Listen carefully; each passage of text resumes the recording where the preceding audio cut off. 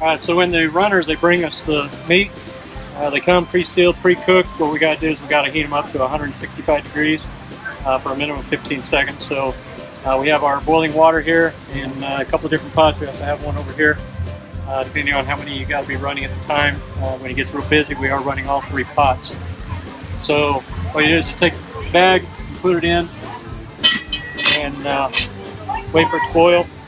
After probably 5-10 minutes, it's starting to thaw out. You want to bring it out, and just to show you,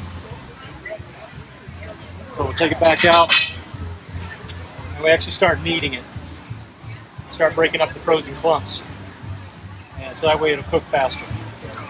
And after you've broken it all up, massage it a little bit, go ahead and drop it back in there.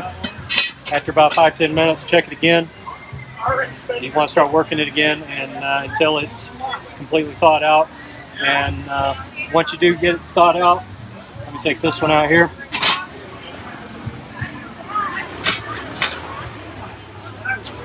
So you want to mix it up a little bit. Make sure the heat is fully well dissipated throughout the whole bag. Take your pulp thermometer. Do not poke the bag. Leave the bag sealed. We cannot poke the bag. Put it in between. Fold it over. And we're watching the temp climb to at least 165 degrees. So right there we're at 170. So we're up to temperature, so this bag is ready to go.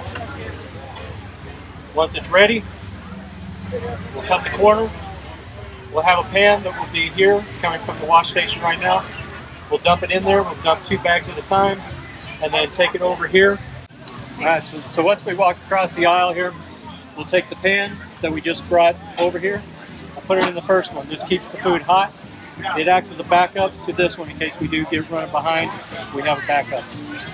What I've been doing is when this pan is empty, then I'll take that pan, give it to a runner. They'll take it to the wash station. I'll then move this pan to that position. So that way it keeps the rotation going and nobody has to keep walking back and forth or trying to learn a new job. We can just keep the process going. First station grabs the buns, of course.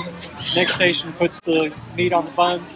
They can, depending on the following person, go ahead and wrap them, but typically the last person will wrap it. They'll put it in the third bin.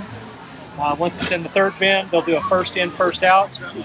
So that way we keep the freshest food in there and the oldest food going out first. Okay, so this is where he's wrapping the sandwich. And then he'll take it in here, and he has a system that these over here. Okay, so these are the first ins. So they come in here, then he'll slide them over, and then they'll be the first out going to the customer. Sandwich, please. When times are a little bit slower, we do want to check the temperature. The temperature in these have to maintain 145 degrees. So what we do is we take our pulp thermometer, it's a digital readout. We'll stab the meat and just watch for it. We're at 156 degrees, so we're still good. And once you're done with this, we have some disinfecting towelettes here. We'll take it and clean it off. 2 sandwiches, please. Another step in the whole process is because for FDA we have to maintain a list of the temperatures of the meat that we're bringing over here, what temperature we cook it at, what time we serve it at, and so that temperature is kept here on this log. So we have what time we put the food in to be boiled, what temperature it gets up to, and then what time we actually put it in the pan. Whoever is taking tickets, they do not touch the food. All they do is touch tickets. That's all they do. The last person is the one that will hand the food to the person who's buying it. Just a few reminders: ticket takers take tickets only and do not handle food. Please keep your hands clean. Please do not eat or drink in the food booths. Step into a storage area or out of the concession stands entirely.